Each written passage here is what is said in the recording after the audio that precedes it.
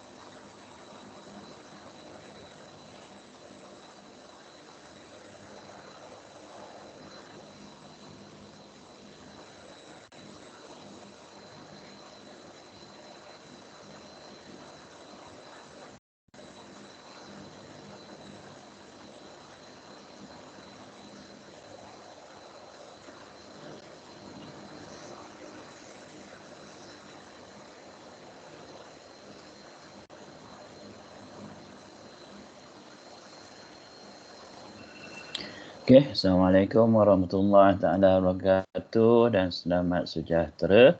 8:30 pagi kita mulakan sesi pembelajaran kita berkenaan dengan Professional Practice 3 minggu yang ke-9 tetapi lecturer yang ke-8. Okay. Lepas daripada ni termasuk minggu ni kita ada 3 minggu saja lagi, jadi minggu depan minggu satu lagi lah 10, 11 yang terakhir kita belajar pasal financial statement. Minggu depan kita belajar pasal nominated subcontractor. Minggu depan tu panjang sikit pasal banyak perkara nak kena beritahu. Minggu ni loss and expense lebih kurang setengah jam je, tak banyak yang kita nak perkatakan. Lepas tu minggu kita minggu ke-12, minggu ke-13 saya bagi you free. Tapi kalau you nak tanya apa-apa boleh you buat you tanyalah dalam WhatsApp group dan sebagainya.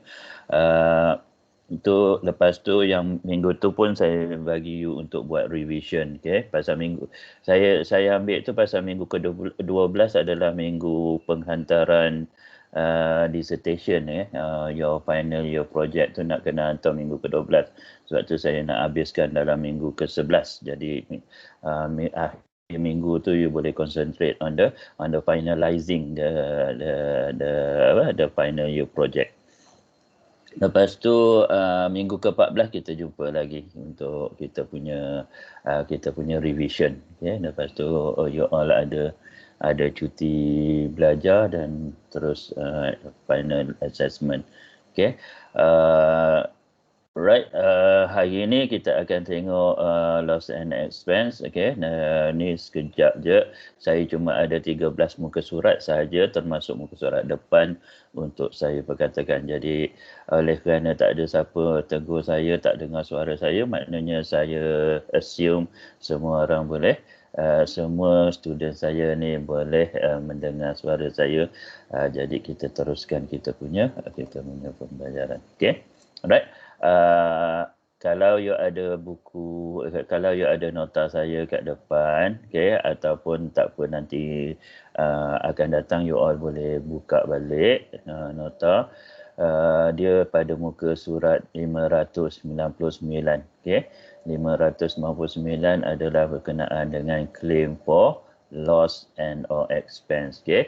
Jadi ada tiga perkara kat sini, ada tiga perkataan kat sini yang kena define basically. Satu perkataan claims, okay. Perkataan claim, satu lagi perkataan loss dan satu lagi perkataan expense. Jadi kalau you faham ketiga-tiga perkataan ni, basically you boleh maneuver lah. Kalau soalan keluar, you boleh maneuver macam mana nak menjawab. Jadi dia semua ke atas apa yang you faham kenaan tiga perkataan ni. Okay. Alright, kita pergi kepada apa yang Chow Kok Fong cakap dalam buku, dalam dictionary dia. Okay, ni Chow Kok Fong punya buku ni, dia basically Dictionary of Construction Contract. Jadi apa yang dia cakap, mula-mula dia cerita pasal claim. Claim, dia kata an assertion of a right together with a demand for a remedy in respect of an infringement of that right. Okay, claim dalam construction contract, okay, Malaysia punya, kedua-dua PEM form dan JKR form requires contractor untuk claim kalau dia ada loss and expense. Nanti kita perkataan loss dan kita perkataan expense. Kalau dia ada loss and expense disebabkan, kat sini dia tulis Chow Kok Fong tulis, disebabkan client breach of contract. Okay, disebabkan client breach of certain contract, maka kontraktor dalam construction contract kat Malaysia mesti claim. Dia cakap sebab tu kita punya syllabus cakap claim, sebab dia mesti claim. Kalau dia tak claim, maknanya dia tak nak loss and expense tersebut. Okay, apa yang dia loss, apa yang dia expense kan tu, nanti dia tak nak. Jadi construction contract kita punya silibus kita ada perkataan claim kat depan sebab dia kena claim. Okey, itu yang kena. Jadi dia boleh claim apa-apa yang dia loss, apa-apa yang dia expense kan, dia boleh claim melalui construction contract. Itu yang dia cakap kasar oleh Cak Kopong kat sini. Maknanya kontraktor boleh claim kalau ada breach of contract, breach of contract terhadap aktiviti yang membolehkan kontraktor tu claim loss and or expense. Okay, right. Lepas tu dia kata he further define loss and expense to mean bla bla bla bla bla bla kat sini. Okay, saya tak nak cakap banyak-banyak kat sini. Saya nak define apa yang dimaksudkan oleh loss dan apa yang dimaksudkan oleh expense dalam construction contract terutamanya kat Malaysia. Okay, alright. Kalau kita cakap pasal loss and or expense kat sini, you kena tahu ada 3 perkara kat sini. Satu is loss, okay, loss sahaja, okay. Yang kedua adalah expense sahaja sebab dia ada perkataan or. Jadi loss sahaja, expense sahaja. Dan yang satu lagi adalah loss and expense. Kedua-duanya loss and expense. Jadi you kena tahu ada 3 perkara ni. Either one, okay, either one dia boleh claim. Okay, kalau dia loss sahaja pun dia boleh claim, kalau dia ada expense yang dia dah keluarkan pun dia kena keluarkan pun dia boleh claim, dan kalau kedua-duanya pun dia boleh claim. Sebab tu perkataan dia loss and or expense, you kena tahu. Okay, jadi kita kena tahu loss tu loss of what. Yang loss tu adalah yang pertama adalah loss of profit. Okay. Kalau dia katalah dia buat sesuatu benda tu, dia buat for free, katalah penambahan sesuatu extra yang klien breach tu menyebabkan dia loss of profit. Okay, profit dia penambahan kerja, konon salah satu daripadanya penambahan kerja lah. Penambahan kerja, kalau dia tak dapat profit tersebut, maka yang itu dia boleh claim. Okay, kalau kerja tersebut masa dia value dia bukan tak includekan profit, klien kata tak boleh dapat profit, maka dia boleh claim for profit under different claim. Yang ini loss of profit punya claim.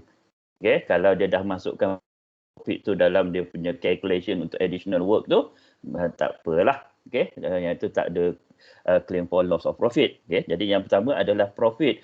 Yang kedua adalah productivity. The loss of productivity. Loss of productivity basically bila dia buat kerja tersebut, dia akan extra. Ada extra, jadi dia akan produce extra tapi dia tak boleh claim. Katalah kerja yang dia buat tersebut dia tak boleh claim. Okay, klien cakap tak boleh claim under additional work punya cost, tapi jadi dia boleh claim under loss and or loss of productivity punya claim. Yang itu yang kedua, that is loss. Yang ketiga adalah expense. Okay, jadi loss ada 2 sahaja, loss of profit dengan loss of productivity for now. Okay, pasal nanti kita scroll kat bawah dia ada cerita-cerita lain. Dia ada detailingkan apa maksud loss tersebut. Yang kedua adalah expense. Expense adalah kalau kita buat aktiviti tersebut, okay, menyebabkan dia mengeluarkan investment lain. Dia kena keluar duit untuk membuat kerja tersebut. Okay, jadi itu selain daripada harga yang dinyatakan dalam kontrak lah. Okay, kalau selain daripada harga tersebut, dia boleh claim under expense. Yang ini pun basically ada 2.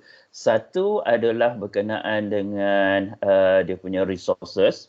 Okay, dia dia kena belanja berkenaan dengan resources. You tahu kan dalam analysis of price atau estimating, siapa belajar diploma estimating lah, siapa belajar yang part 1, part 2 kat Shah Alam ni, bachelor, kita belajar analysis of price. Analysis of price dia consist of 3 kan. Dia consist of 5 perkara kan.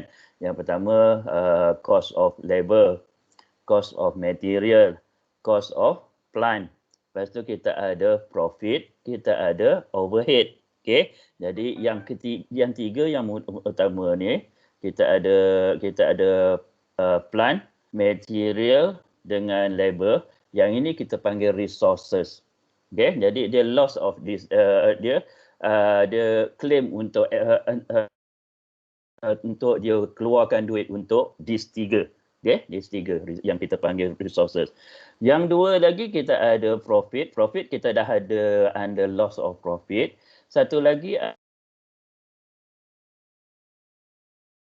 keluarkan untuk dia punya overhead.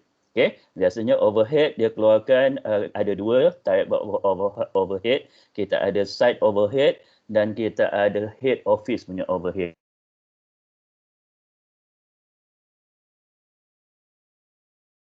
You kena ingat balik apa maksud overhead tu, perbelanjaan apa yang terkandung dalam site overhead, perbelanjaan apa yang termasuk dalam head office punya overhead. Okay, termasuk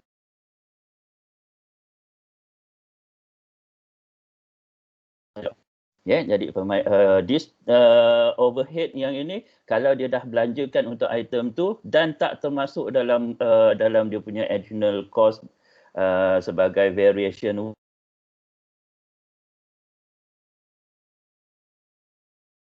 loss and all, ada expenses yang dia telah keluarkan dia boleh. Jadi untuk benda-benda ni yang ketiga yang dua-dua ni loss and expense contractor boleh claim. Okay.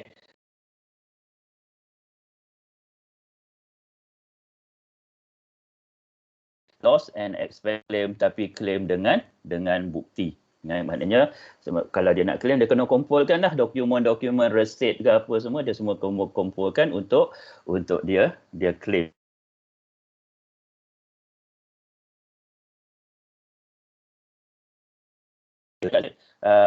Stop kat sini. Sebelum saya go further untuk kita punya standard form of contract, kita ada orang kat ni tak ada. Sebelum saya pergi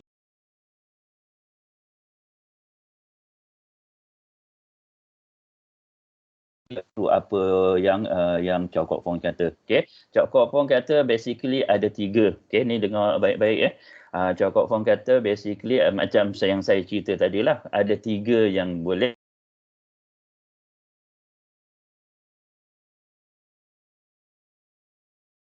Pertama, at cost of labor, materials, goods, plant, equipment. Okay, actually incurred by the contractor as a result of the claim event. Okay, maknanya inilah 3 inilah yang saya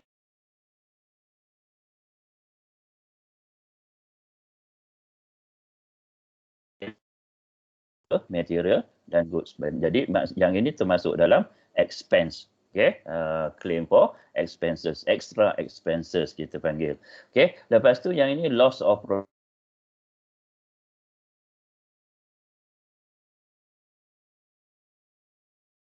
profit sekali. Okay, jadi loss of productivity and loss of profit. Chow Kok Fong kata profit is under C, tapi saya masukkan dia under loss juga. Okay, dia bahagian loss.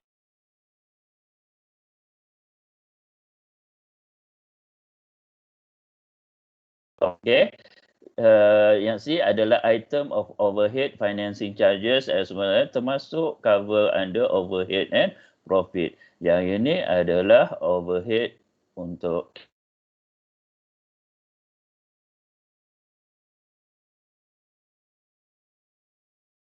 loss of profit and expenses. Jadi profit dia termasuk pada dua-dua, productivity dia termasuk untuk loss. Okay, labor, material, goods adalah termasuk dalam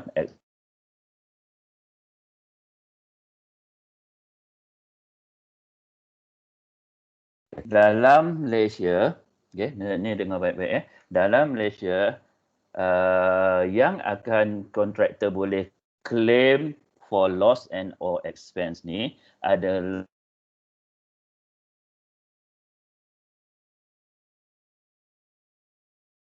buat dia punya dia dapat dia punya extension of time. Okey.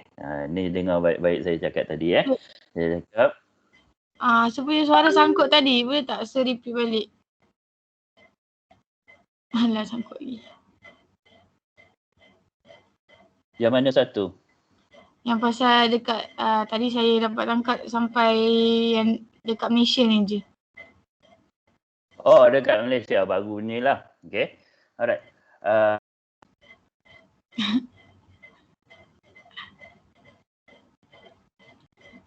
Standard form of dekat Malaysia. Saya ulang balik bahawa aktiviti yang membolehkan kontraktor claim for loss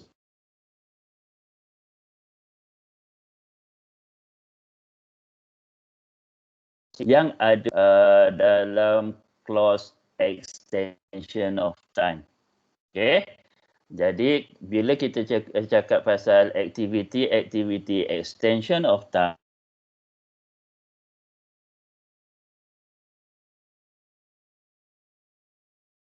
kontrak yang membolehkan kontraktor boleh claim extension of time. Jadi clause yang kita nak tengok adalah clause extension of time. Okay? Clause extension of time. Tapi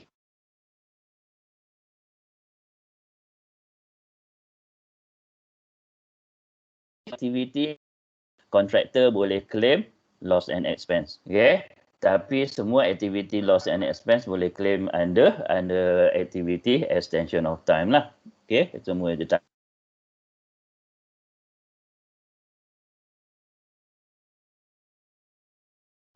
Under loss and expense,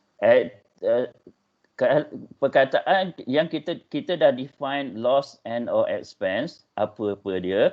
Jadi itu sahaja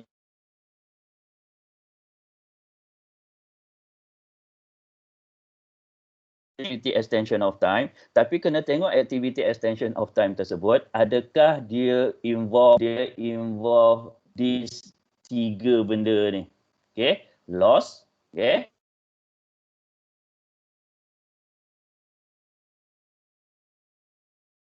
ataupun expense. Okay, dia ada extra expense untuk resources dan extra expense untuk apa yang kita panggil overhead.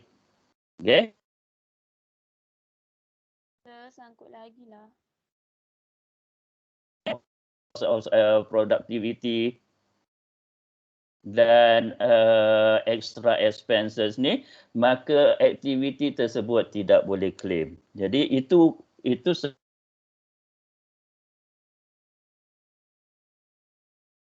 aktiviti dalam tak semua aktiviti extension of time boleh claim loss and expense. Dengar yang itu yang saya nak you tangkap. Penting Alright. Okay. Sir. Kena you dapatlah tangkap dapatlah. Ya. Ya saya sayang. Ya sayang. Sangkut lagi lah sir. Okay. Sorry sir. Okay, pasal hari ni internet kurang baik. Okay, daripada saya mula buka ni tadi dia kurang baik. Okay, saya ulang balik saya ulang balik sebelum saya masuk bahagian kita. Okay, saya ulang balik. Alright.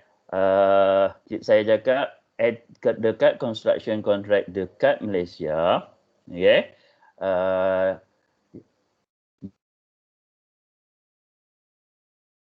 Claim loss and or expense ni adalah aktiviti yang bersangkutan dengan aktiviti extension of time. Okay. Sebab extension of time, sebab yang inilah salah satu clause yang di mana breach of contract by the client is obvious. Okay. It's obvious bahawa yang ini projek masih lagi diteruskan tetapi kontraktor boleh dapat remedi. Okay, boleh dapat remedi. Salah satu remedi dia adalah time. Okay, tapi tak semua aktiviti extension of time, aktiviti-aktiviti yang terdapat dalam extension of time membolehkan kontraktor claim for loss and expense. Okay, hanya aktiviti-aktiviti dalam extension of time yang menyebabkan kontraktor loss of profit, loss of productivity, loss involve extra resources, extra cost for resources, dan involve extra overhead. Okay, jadi tiga ni kalau ada dalam aktiviti dalam extension of time, maka barulah kontraktor boleh claim. Okay, itu sebab saya cakap saya highlightkan itu sebab kenapa tak semua aktiviti extension of time boleh dapat claim, kontraktor boleh claim loss and expense. Okay, disebabkan oleh tiga perkara ni. Okay, loss of profit, loss of productivity. Okay, itu under loss. Okay, lepas tu kita ada extra cost for resources, iaitu labor, material dengan plant, dan juga extra cost for overhead. Okay, extra cost for overhead. Yang itu yang saya cakap yang paling penting. Okay, itu saya bagi hint sekali lagi, itu yang you kena tangkap. Okay, alright. Jangan cakap saya tak bagi hint, saya dah bagi hint. Okay, alright. Okay, PWD form 203A dia cerita pasal loss and expense adalah dalam clause 44. Clause 43 ada clause extension of time. Clause 44 adalah loss and expense. Pasal dia duduk rapat-rapat sebab dia nak beritahu ada certain activity dalam extension of time boleh dapat claim for apa yang dipanggil loss and expense. Okay, right. Untuk 44.1 dia kata aktiviti yang boleh claim untuk extension of time cuma ada 5. Okay, cuma ada 5. Okay, 1, 2, 3, 4, 5. 43.1C, 43.1D, 43.1F, 43.1H. Yang ini sahaja dia kata. Okay, kalau event tersebut, okay, kalau event C, D, E, F, nanti kita tengok event dia apa. C, D, E, F dan H, kalau event ni terjadi, maka kontraktor ada dalam masa 30 hari, untuk bagi notice. Ni baru notice ni dia baru first notice untuk yang mana dia ada intention untuk claim. Okay, ni dia ada. Kalau event tu berlaku saja 30 hari, dia boleh bagi dalam masa 30 hari dia boleh bagi notice. Itu 44.1. Okay, jadi kita nak tahulah apa dia C, D, E, F dan H yang membolehkan kontraktor claim for extension of time. Okay, ni dia. C, suspension of work. Okay, suspension of work under clause 50. Okay, jadi ni klien punya default. Okay, menyebabkan dia projek tu suspend under clause 50. Yang ini you belajar masa part 5. Okay, direction by the SO. Direction by the SO, consequence upon dispute. Yang ini pasal dispute. Okay, default by the SO by the ni menjadikan dia ada dispute dengan orang sekeliling. Okay, dengan neighboring owner, berkenaan dengan sesuatu lah. Yang ini mungkin nuisance dan sebagainya lah oleh sekeliling. Yang ini under law, you belajar dalam part 3. Okay, under nuisance. Okay, yang ini adalah SO instruction. Yang ini belajar masa part 1 pula.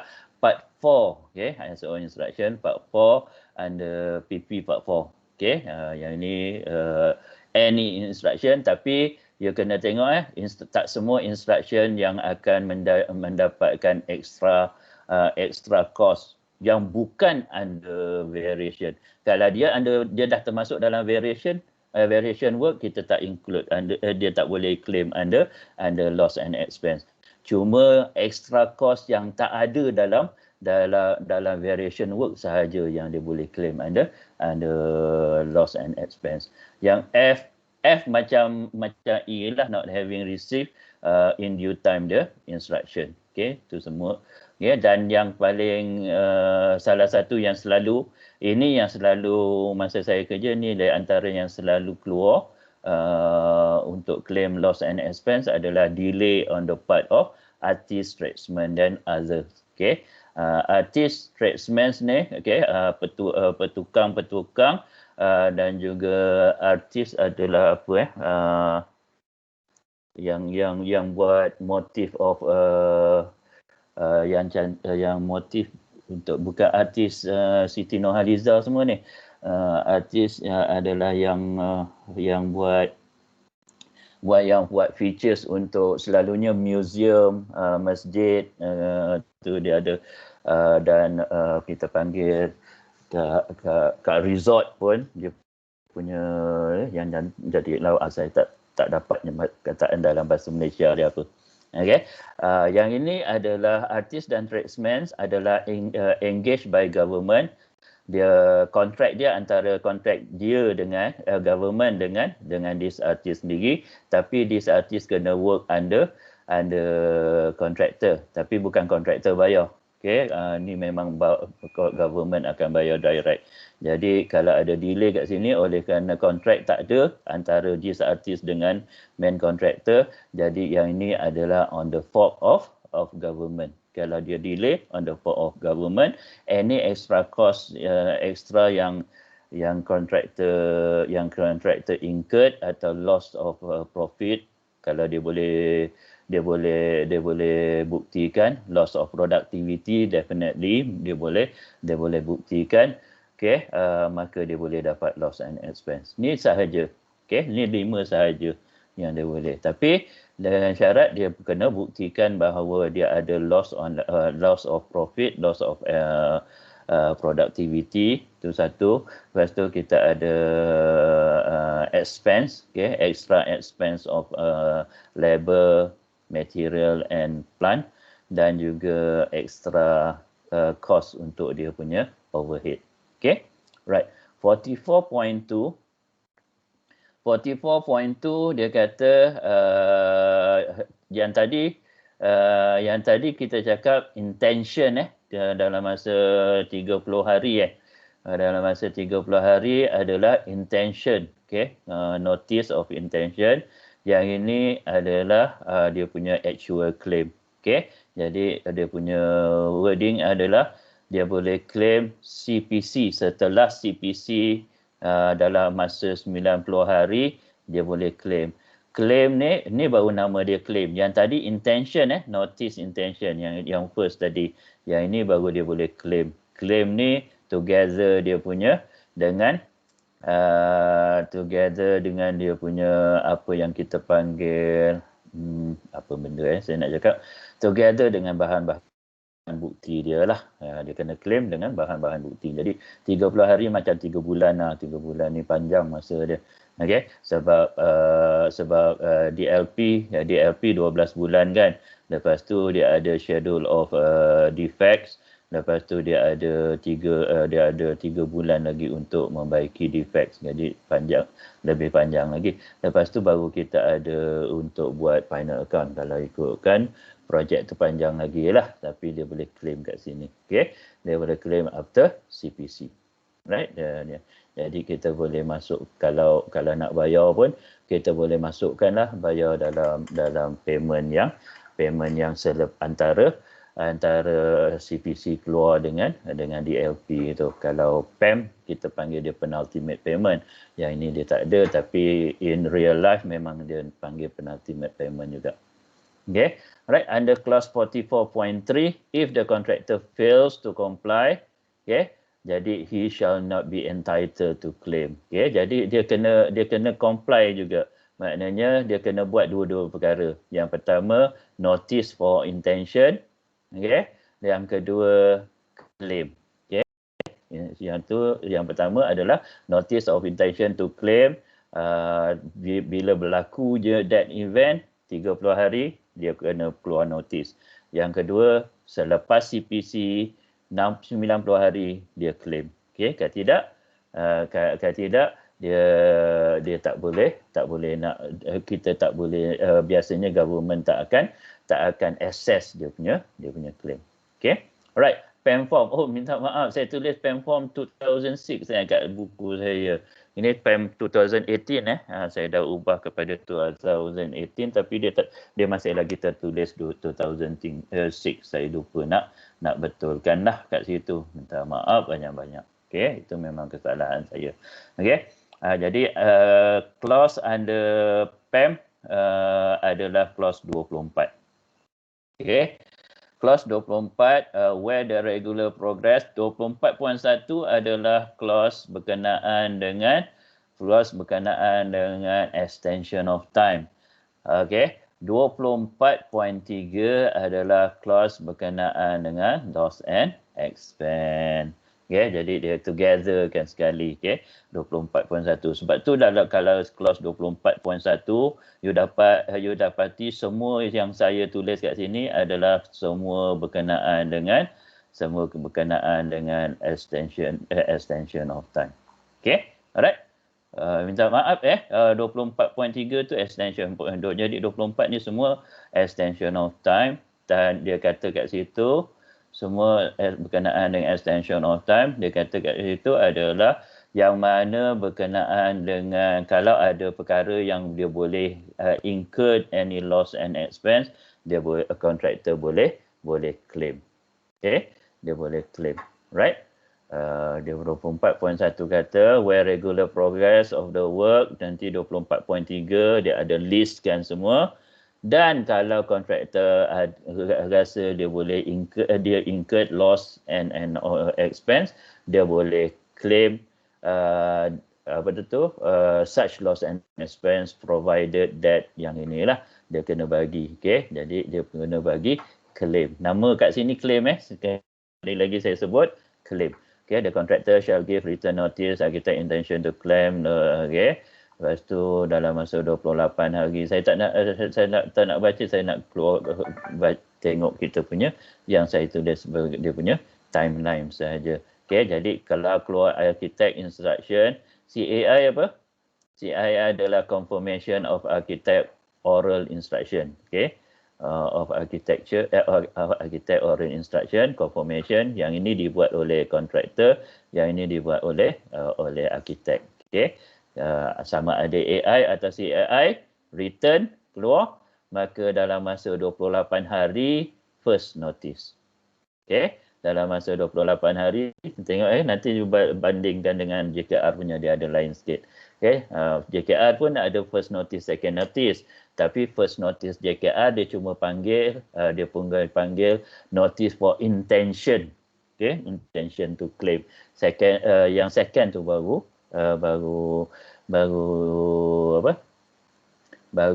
claim, baru dia punya claim dia. Okay, claim dia pun selepas CPC, tapi PAM dia tak ada. PAM semua dia relevance kepada referencekan kepada AI atau CAI. First notice dia less than 28 days daripada AI CAI, tapi second notice dia lepas keluar AICI akan adanya relevant events, extension of time punya events tu. Selepas habis that event, dia ada lagi 28 days, dia ada second notice. Second notice. Right, yang second notice ni yang dia kena bagi semua particulars. Dia kena semua particulars yang membuktikan dia ada loss atau expense dia. Okey. 24.2 the contractor shall keep record, yang ni macam tadilah, dia punya record semua untuk dia buat claim. Okey, termasuk subcontractor kat sini. Okey, under clause 24.3 the following are all matters referred to in clause 24.1. Okey, yang ini adalah semua matters berkenaan dengan extension of time. Tetapi dalam JKR dia cuma pick 5 sahaja daripada semua extension of time punya event. Dalam PEM dia kata semua event dalam extension of time, tapi you kena buktikan dia ada loss, terhadap loss dan juga extra expenses yang dia kena give. Jadi dia tak senaraikan beberapa event saja, tapi dia kata semua event, tapi dengan syarat claim tu kena ada bukti yang dia ada loss dan dia ada expense.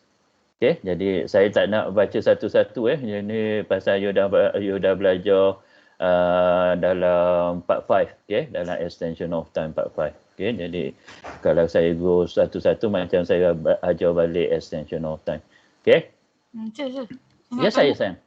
Yang tadi saya ke notice tu kan dia ada relevant matters. Yang tu saya tak faham. So dia relevant matters tu selari dengan masa sebelum dia dapat first notice ke sir? Oh, relevant notice. Relevant matters. Sebab dalam gambar tu dia macam selari satu kali jalan dengan ni yang gambar yang saya tunjuk ni. Okey, saya ulang balik kat sini first notice, kontraktor bila nak claim nak hantar first notice untuk PEM untuk JKR dia lain. Untuk PEM, kontraktor nak keluarkan first notice, dia ada 28 hari bila keluarnya AI atau CAI. Keluarnya AI atau CAI sebab dalam PEM semua benda kena melalui AI CAI. Dalam JKR dia tak cakap pasal AI SOI ke apa benda. JKR PEM dia berbanding dengan AI atau CAI. Jadi kalau ada instruction keluar, kalau ada instruction keluar, kalau oral instruction CAI akan menjadikan written instruction lah. Kontraktor ada 28 hari untuk first notice. First notice macam JKR, cuma dia cakap yang ini ada kena mengena dengan extra expenses dan juga loss. Jadi ini cuma punya macam kenyataan.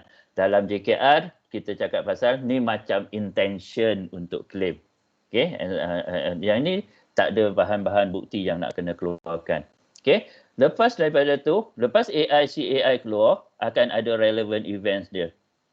Relevant event untuk extension of time. Ini relevant event extension of time yang saya tunjuk A sampai O ni. A sampai O. Event A sampai O ni adalah yang saya tunjukkan, this is the relevant event. Tapi tak semua relevant events akan ada extension of time. Jadi kat first notice ni sahaja yang akan menunjukkan relevant event tu dia ada extension of time. Jadi bila AICI keluar, kontraktor kena assess. Yang pertama kontraktor kena assess sama ada dia ada loss and expense. Dia boleh claim loss and expense. Jadi dia keluarkan first notice. Lepas tu relevant event tu berjalan. Kalau relevant event tu berjalan, tiba-tiba kontraktor tengok, tak ada yang boleh dia buktikan yang itu boleh claim, tak ada extra expenses atau tak ada loss of profit, loss of productivity. Maka dia akan senyaplah. Jadi first notice tu akan buat terbuang begitu sahaja. Alright. Tapi kalau relevant events tu mungkin kurang daripada 28 hari, mungkin lebih daripada 28 hari daripada first notice ni. Yang ini adalah perjalanan, dia tak semestinya kurang. Kalau tengok gambar rajah ni, you ingat dia kurang saja. Dia mungkin lebih daripada first notice. Jadi yang ini tak ada kena mengena dengan timeline yang sebenar ke atas. Right. Lepas habisnya relevant event daripada AICI relevant, jadi AICI terus ada relevant event dia. Relevant event, lepas habisnya relevant event, kontraktor ada 28 hari lagi untuk keluarkan second notice. Jadi bila relevant events dia keluar, bila dia terjadi, kontraktor kena kumpulkan segala bukti. Okey, yang dia fikir yang ini ada ni. Okey. Jadi dia ada 28 hari untuk keluarkan second notice. Tapi kalau dia tak keluarkan first notice, okey, katalah dia tak keluarkan first notice, lepas tu ada relevant event, dia tak boleh claim second notice. Okay, sebab dia tak keluar first notice. Dia tak boleh claim second notice. Itu yang kita cakap. Sebab tu saya tak boleh letak kat relevant event ni selepas first notice. Sebab dia relevant events mesti terjadi selepas AI atau CAI. Tapi clause 24.1 kata, 24.1A kata 28 hari daripada keluarnya AI CAI first notice punya keluar. Okey. Tu yang beza antara first notice dengan second notice. Boleh faham? Okey, boleh sir. Kiranya relevant event ni tak kisahlah bila-bila dah dibuktikan baru boleh keluarkan second notice pula. Selagi tak ada dibuktikan, selagi tu tak boleh keluar second notice macam tu sir. Yes. Okey, faham. Kalau dia tak boleh buktikan adanya loss of profit ke loss of productivity atau extra expenses, maka dia tak boleh keluarkan second notice. Walaupun dia dah keluarkan first notice. Okey, faham. Thank you sir. Pasal first notice macam intention lah. Sebab tu JKR dia tulis notice of intention. Jadi dia rasa ada loss. Okay? Kat sini bila keluarnya relevant event baru dia tahu betul-betul. Baru dia akan kumpulkan segala benda keluar untuk dia claim second notice. Jadi kalau saya jadi kontraktor lah.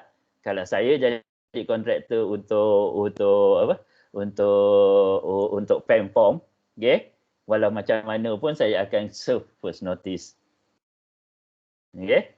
Ini pasal dia macam memberitahu ada. Katalah kita tak serve first notice, tak dapat pula keluarkan second notice pasal first notice dah kita tak lakukan. Jadi keluarkan juga first notice. Kalau berlaku event tu berlaku tanpa loss atau extra expenses, maka tak payahlah claim untuk saya keluarkan second notice, kan? Jadi dia akan counter balik. Jadi tak rugilah. Tapi kalau dia tak keluarkan first notice, dia akan rugi kalau event tersebut ada loss and or expenses. Okay? Alright, itu yang dia punya cerita dia. Okay? Ini semua bermain-main dengan clauses punya provision punya cerita lah. Ya, jadi ada pro and con lah dari segi itu. Kalau saya pun better automatic rather than ni, tapi dia nak bagi freedom kepada kontraktor untuk sama ada dia nak claim atau tak claim. Right? Okay, ini dia punya relevant event. Relevant event ni sama juga relevant event untuk extension of time. Saya tak nak go through yang itu. Okay, 24.4 last kali. Okay. Subject to the contractor complying with 24.1, the architect or QS. Dulu arkitek, semua arkitek QS, last ni 2018 ni banyak QS. Shall ascertain the amount of such loss and or expense. Any amount so ascertained from time to time for loss and or expense shall be added to the contract sum. Ini extra cost bila extra cost to the client, maka kita kena letak sebagai kita kena buat sebagai addition kepada that contract sum. Okay, dan kalau additional loss and expense tu dah approve, maka kita boleh masukkan during construction, maka kita boleh masukkan dalam interim certificate. Okay, tapi biasanya kita tak test lah benda ni. Sebab loss and expense biasanya kita test teori sahaja. Okay, pasal dia biasanya kontraktor susah nak buktikan loss and or expense ni. Sebab kebanyakannya extension of time, kebanyakannya kalau ada involve cost pun dia akan ada variation variation works dia. Okay, jadi additional dia kita ada sama ada kita pakai BQ rate atau kita pakai prorata rate atau kita pakai apa ni yang kita panggil agreed rate ataupun kita pakai day work rates. Okay, jadi susah juga kontraktor nak buktikan untuk loss and expense. Masa saya kerja cuma satu tempat saja saya boleh entertain, saya pernah entertain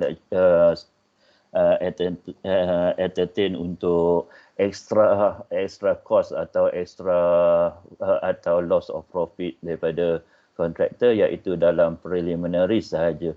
Kalau BQ tu susah sikit kontraktor nak buktikan. Preliminaries boleh, okay?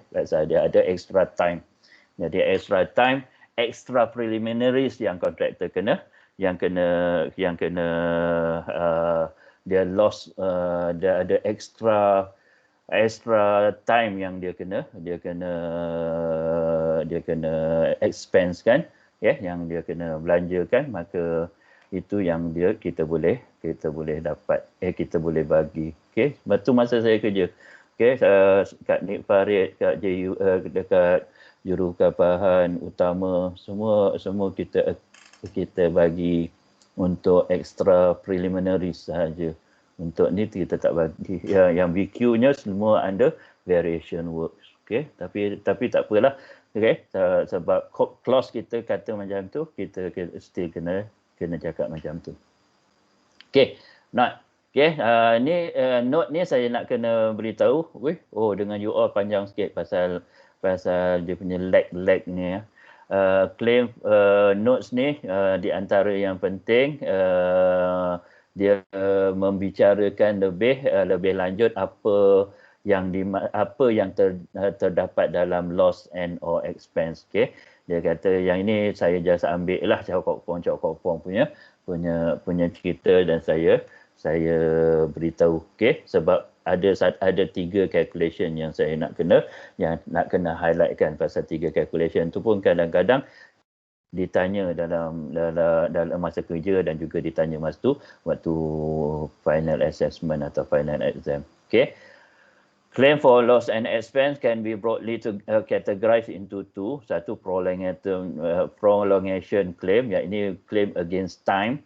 Okay, ni claim against time. Okay, sebab kan pasal kita cerita pasal extension of time kan, ni claim against time lah. Dan yang satu lagi ada disruption claim.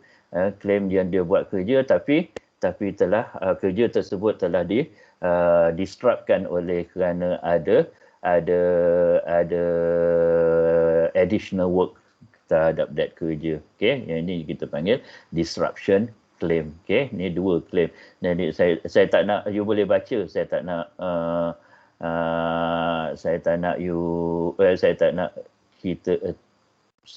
baca lebih detail, you boleh baca sendiri.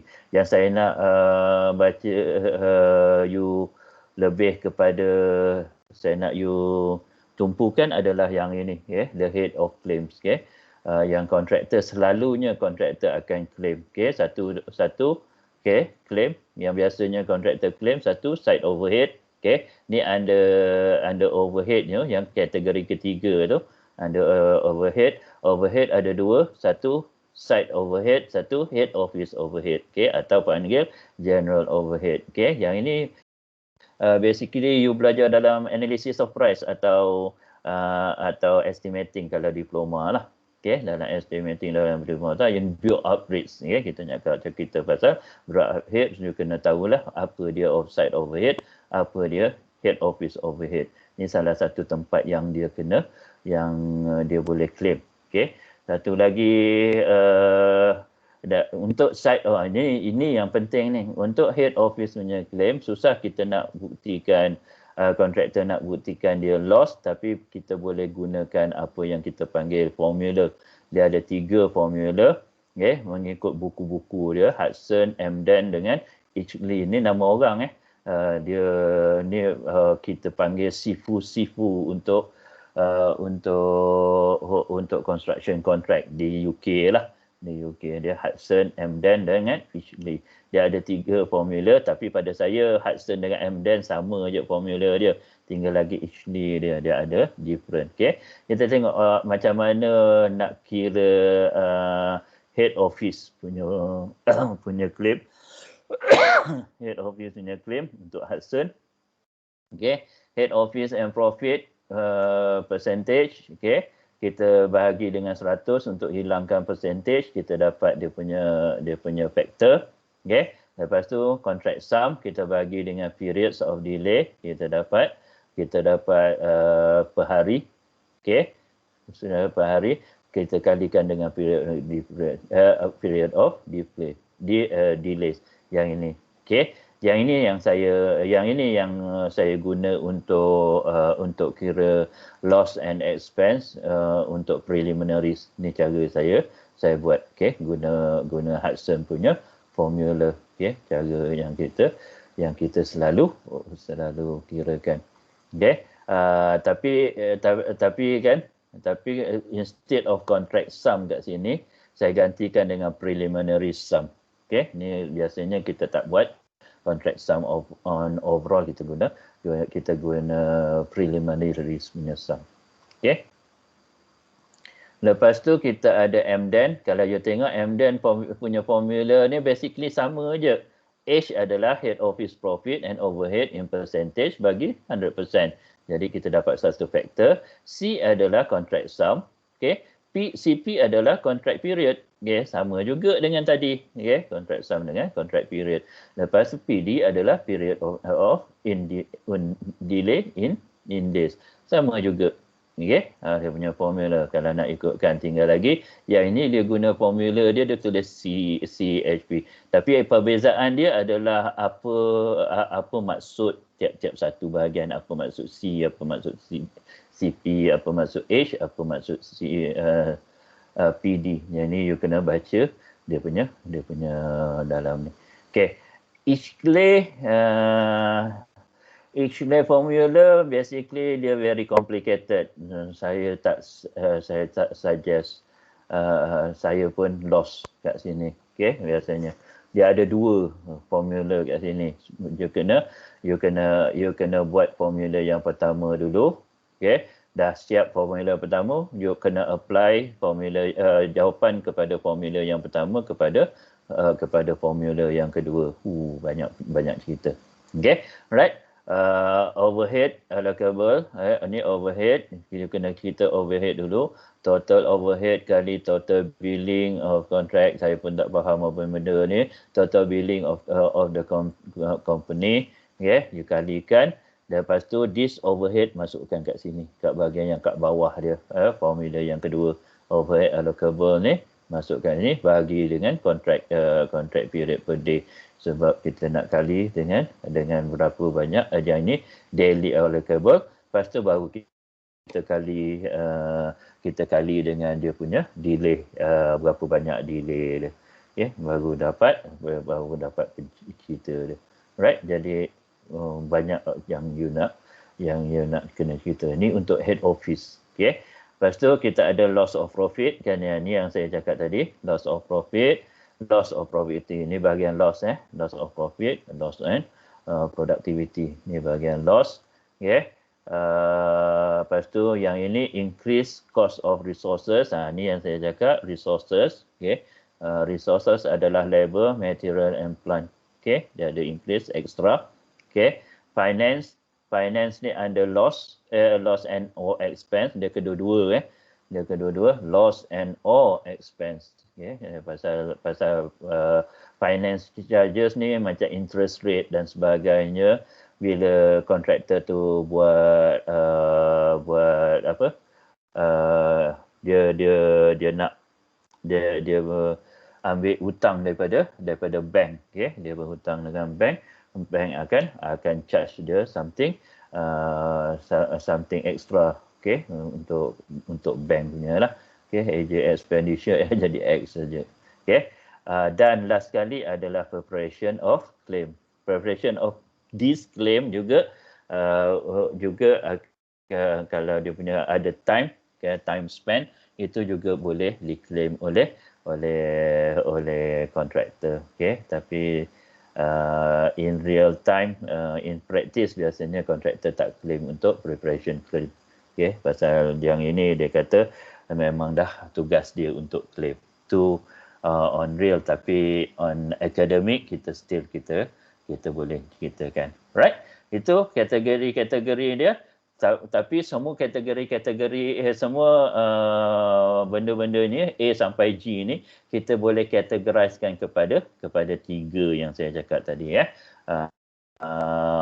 Loss loss of productivity. Lepas tu kita ada extra cost untuk resources. Lepas tu extra cost untuk overhead. Okay, overhead ada 2, side overhead dengan head office punya overhead. Lepas tu kita ada loss of profit. Okay, loss of profit ni biasanya together lah kedua-dua loss and expense. Dia termasuk dalam kedua-duanya. Tapi saya boleh kategorikan ada loss sahaja. Okay, alright. This is next week. Next week panjang. Okay, next week panjang adalah berkenaan dengan nominated subcontractor. Okay, jadi that's it untuk kita punya cerita untuk hari ini. Okay, ada apa-apa persoalan? Okay. Kalau tak ada, tak apa. Dia boleh soalkan next week. Boleh bawa soalan tu next week. Kalau you nak bawa, you kumpulkan soalan, bawa kepada next week pun tak apa. Di mana next week kita akan belajar pasal nominated subcontractor dan nominated supplier. Itu panjang. Itu memang panjang. Banyak benda nak belajar. Ya, Dania. Ya. Saya nak tanya, kalau macam nak claim, macam kan kita hari tu ada MCO kan construction kan ditutup. So kalau macam tu itu kira loss, kira claim untuk loss and expense productivity ke sir? Yang itu basically yang itu tak boleh claim under loss and expense basically pasal dia bukannya contract bukannya client punya fault. Oh, okey. Dia kena client punya fault dan ada yang ini memang ada extension of time lah kalau client bagi extension of time, tapi dia bukan client punya fault. Yang ini memang keadaan nature dia jadi macam tu. Okay. Jadi tapi kalau saya dia boleh still claim tapi claim under extension of time. Tinggal lagi satu yang dia boleh raise kan sekarang ni, kalau projek kerajaan dia dah tak ada turun naik harga bahan kan. Sekarang ni dah dimansuhkan. Dia kontraktor boleh raiskan balik perkataan ni sebab during MCO semua harga akan naik. Oh, ya ke? Ingatkan makin turun sebab ekonomi ni. Tak boleh. Dia bukan macam tu. Makin MCO makin barang naik. Sekarang ni harga minyak pun naik. Kira macam benda ni kan force majeure kan. So kita tak boleh nak claim under loss and expenses ni jugalah. Force majeure tak boleh. Tapi kalau dia boleh juga, kalau macam PEM dia boleh. Kalau JKR nampak gayanya tak boleh lah. PEM dia boleh pasal PEM semua aktiviti yang ada delay dia boleh claim. Tinggal lagi dia kena buktikan. Tapi sebab ialah macam ada loss, ya barang rosak ke apa sebab lama tak pakai. So boleh claim under yang itu under extra cost untuk membaiki that material untuk membolehkan dia ni. Tu boleh lah. Oh, okey faham.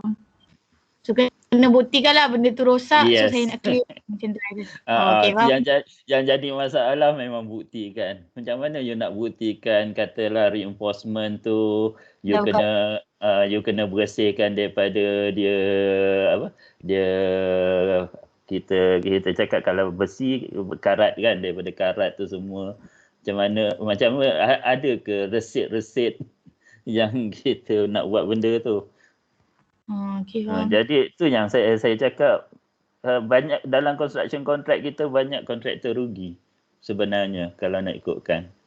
Banyak benda-benda yang kontraktor rugi. Tapi sebab tu kontraktor, the smart kontraktor dia apa? Dia akan adakan dia punya contract manager ataupun dia punya dia ada expert dalam kontrak. Dia mesti ada dalam dia punya tu. Biasanya expert dalam kontrak QS lah. Sebab tu QS dalam kontraktor dia penting. Okay, faham. Thank you, Alright. sir. Alright. Sir, lagi satu nak tanya, boleh tak? Boleh, no problem. Bukan berkaitan ni lah. Apa nak tanya pasal assignment. Boleh. InsyaAllah. Kalau nak submit dekat sir, kira submit dekat dalam Teams ni juga ke macam mana sir? Saya prefer submit sama ada you submit pakai WhatsApp. Okay. Kalau file tu besar, WhatsApp tak boleh nak cater, you boleh submit email. Okay. Ataupun saya ada Telegram, kalau you nak guna Telegram saya pun tak apa. Oh, okay, boleh. Sebab pasal Telegram dia kita boleh hantar large file. Okay, faham. Sebab nak bagi sir check betul tak?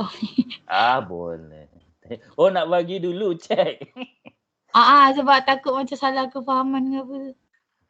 Saya biasanya saya check kalau assignment ni saya cuma check 3 benda je. Okay.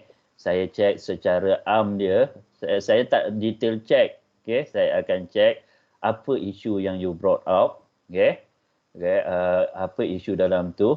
Apa solution to that issue. Dia mesti solution to that issue. Kadang-kadang macam previous yang saya nampak, isu keluar lain, solution keluar lain. Okay? Jadi kita solution terhadap isu yang tak dinyatakan dalam isu dia. Jadi saya kena check yang itu. Jadi dia ada markah terhadap solution, tapi markah dia tak penuh lah. Jadi you kena jawab that solution. Jawab that issue punya solution. Yang kedua. Dan yang ketiga adalah apa reason you menyebabkan you buat that solution. Okay, apa reason yang menyebabkan you buat reason ni yang penting pada saya, sebab saya nak tahu source apa yang you pakai, daripada buku siapa, daripada katalah buku textbook, daripada textbook mana you cakap that solution ada, ataupun clause apa yang you pakai, ataupun kalau you pakai SIPA daripada section apa, kalau ATA lah daripada section apa yang you pakai. Itu yang basically saya akan refer tu. Jadi bahagian reasoning tu basically di antara yang penting. Dan dia mengikut tak apa yang you punya solution. Kalau you solution dia untuk A tapi reasoning you untuk B, itu something wrong somewhere. Okay, don't worry about apa yang isu yang you keluarkan. Okay, sebab itu pada pandangan you. Okay, jadi saya akan acknowledge segala isu yang you keluarkan. Jadi kalau pada saya isu dia berkenaan dengan variation work, tapi you keluarkan isu berkenaan dengan interim payment, saya kena abide dengan you punya jawapan. Isu dia adalah interim payment. Okay, jadi itu semua jawapan you betul. Tinggal lagi interconnected tu sahaja yang menyebabkan jawapan you salah. Okay, jadi don't worry about you punya apa yang you nak keluarkan isu dia, tapi you worry dekat yang paling penting, you worry dekat reasoning you. Okay, reasoning tu yang basically markah dia banyak lah. Sebab sekarang ni zaman-zaman kita tak nak, kalau diploma tak apa. Kalau zaman diploma basically whatever yang keluar tu, whatever yang kita belajar, you kena keluarkan balik. Itu macam SPM, macam STPM punya style. Tapi untuk zaman-zaman bachelor adalah zaman-zaman analitik. Maknanya apa yang saya cakap masa saya belajar dulu pun, kadang-kadang lecturer punya percakapan pun saya boleh counter balik, tapi dengan syarat saya kena ada bukti. Itu yang saya nakkan. Jadi kita kena ada sense of analysis. Lepas tu kita punya analisis dan kita punya argument mesti disertai dengan bukti. Yang tu saya nak daripada student bachelor. Terutama part 6 ni. Tu yang saya nak. Sebab tu saya keluarkan assignment style macam ni. Jangan takut nak membuktikan, nak express apa pandangan you. Okay, tu yang saya nak. Sebab masa meeting, masa kerja besok, meeting katalah you dah jadi you bukan under probation lagi, you dah betul-betul jadi QS, kan? Kadang-kadang arkitek, engineer, kan, saja-saja je nak test you. Dia tanya je macam-macam. Jadi you kena pandai argue. Okay? Jadi kita kena pandai that sense of argument. Tapi buktilah, kena ada base. Jangan argue sebarangan kat situ. Okay? Nanti you kena balik. You kena ada base. Sebab tu pentingnya base tu. Okay? Sebab tu pada saya ajar base yang paling penting. You faham dia punya base, you boleh argue apa sahaja pun. Okay? Oh, saya dah melalut dah. Sorry Akila. Tak apa. Sebab rasa macam kalau dah tak ada apa-apa boleh hantar kot. pada saya hantar je lah. Okay? Pasal benda tu pun saya tak check on salah isu ke salah solution ke. Saya akan check lebih kepada reasoning you. Okay? Itu yang paling penting. Alright? Okay? Boleh? Oh, Hakimin dah leaving dah. Sir? Ya, saya. Mana orang je? Saya ada benda nak tanya. Okay. Jawab. Oh, no, Syahira. Okay. Kalau subcon nak claim loss and expense, dia kena tunggu SO instruction dengan architect instruction ke? Yang ini basically yang ini ada NSC punya contract. Dia kena baca basically NSC punya contract. Pasal kontrak NSC adalah kontrak antara NSC dengan MC. Dia tak ada kena-mengena dengan AI. Boleh? Boleh sir. Minggu depan sir? Minggu depan insya-Allah. Okay, tapi kita tak baca NSC punya kontrak. Kita baca provision of NSC dalam main kontrak. Okay. Apa yang NSC boleh buat, apa yang MC boleh buat. Okey sir. Okay. Jadi kalau loss and expense ni semua pada saya lah. Kalau saya nak boleh terangkan sekarang adalah yang boleh claim untuk NSC. Okay.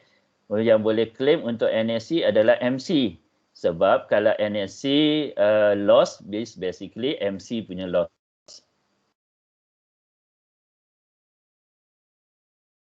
Boleh? Syahira? Boleh sir. Okey. Alright. Saya dah lebih. Okay. Umi nak cakap apa Umi? Sir, nak satu soalan boleh ke? Boleh. Umi punya suara jauh. Oh, ya ke? Hello sir. Okay, dengar. Okey. Alright, dengar. Sir, tadi kan Dani tanya tentang MCO punya claim kan? Tadi sir kata kita kalau macam sekarang ni kita boleh guna, kira dah boleh guna clause price fluctuation ke sir? Tak boleh lagi pasal dia orang masih lagi inconsistent terhadap nak adakan balik this price fluctuation punya ni. Pasal tak ada keluar berkeliling lagi.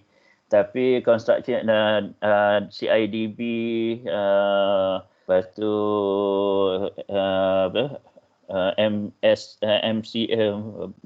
Malaysian kontraktor punya CIOB semua dah minta kerajaan adakan balik this fluctuation clause pasal harga memang naik. Saya cakap betul. Memang kontraktor rugi banyak. Okay, even kawan saya yang jadi kontraktor, dia ex-lecturer yang jadi kontraktor pun dia kata nak fikir 2-3 kali nak teruskan projek ke tak. Maksudnya kan macam sebelum ni kan clause tu dia boleh guna kan? Sebelum ni yes boleh guna. Cara dia adjust price tu based on rate dalam BQ dia tukar balik ke ataupun kontrak saham tu dia based on percentage? Tak, dia ada borang dia. Oh, ada borang dia. Dia ada borang, dia panggil fluctuation of price of material punya borang. Panjang borang dia lebar guys tu. Dia ada faktor-faktor dia. Tak semua price yang kita boleh handle boleh dapat turun naik harga. Cuma price yang government punya government punya control saja. Dia ada certain government control punya material saja. Itu saja price yang boleh naik turun naik. Macam besi, minyak, itu semua boleh naik. Okay, macam batu bata dia tak boleh. Dia yang itu adalah based on current market rate.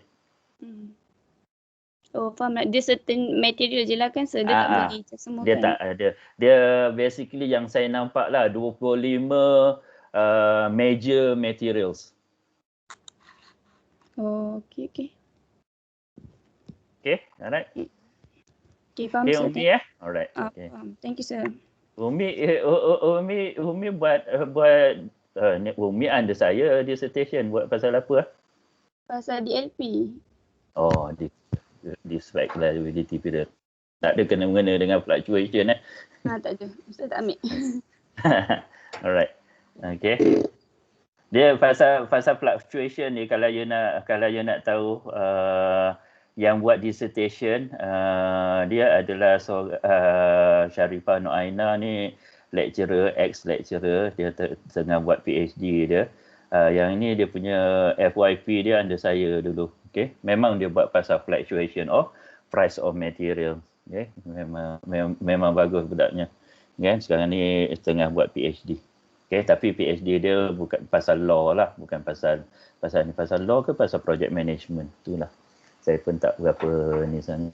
Okay, tapi dia memang bagus. Tak bernafas saya masa jaga dia. Okay, sikit-sikit nak tanya. Okay, tak apa. Okay, no problem. Tapi students sekarang ni, you all kena hantar minggu ke-12 kan? Dia punya dissertation. Gelak Sekarang ni dah buat apa? Jangan cakap dengan saya data collection tak habis lagi. Writing chapter 4. Okay. Writing chapter 4. Okay. Pasal chapter 5 dia sekejap je. You kena ingat minggu ke-12 patutnya sebelum minggu ke-12 dah siap. Sebab minggu ke-12 tu cuma touch up dan turn it in. Sebab lepas saya boleh expect lepas turn it in you all akan buat rephrasing banyak. Okay. Kalau dapat siapkan minggu ke-11. Siapa yang data collection lagi, ni suggestion saya lah. Siapa yang data collection lagi, habiskan minggu ni. Minggu depan buat writing untuk chapter 4, lepas tu buat writing untuk chapter 5.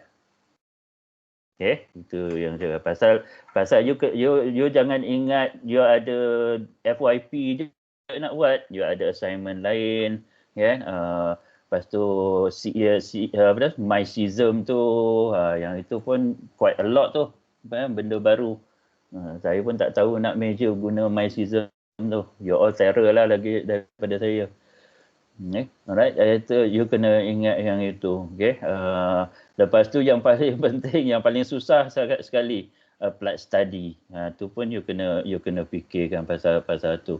Okay. Tu pun quite a lot tu kalau nak ikutkan. Tapi yang itu depend on you punya facilitator lah. Kalau facilitator yang particular sikit, memang banyak lah yang you kena buat. Kalau yang mana yang simple, yang orang yang simple tu simple je lah. Lepas tu presentation untuk applied study, you kena present live ke, you kena buat video je lah. Tak sure sir. Tak sure. Kalau the way saya baca hanya video je. Pasal yang itu orang luar nak kena tengok tu. Bukannya kami nak kena access tu, orang luar, industri. Orang industri yang nak kena access. Jadi tu yang saya tak sure sama ada video live, okay, maknanya you present live ataupun just video je ambil. Tapi the way saya baca is video je. Okay, tapi tengoklah Cik Arif kata apa, dia koordinator. Alright, okay, saya habis kat sini, dah lebih 1 jam suku dah. Okay, saya habis kat sini, saya nak ucapkan terima kasih kepada you all kerana menyediakan segala dari yang ada. Mendengar ilmu yang saya diamanahkan untuk sampaikan kepada you, yang mana ilmu tu ilmu benar.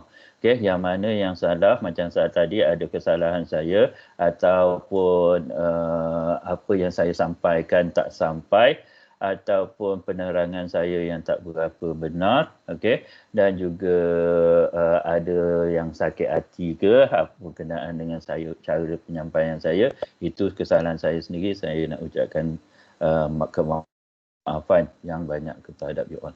Okey, akhir sekali adalah Assalamualaikum warahmatullahi taala wabarakatuh dan selamat sejahtera. Terima kasih. Thank you sir. Thank you sir. Alright. Sama. Thank you, sir. Sama.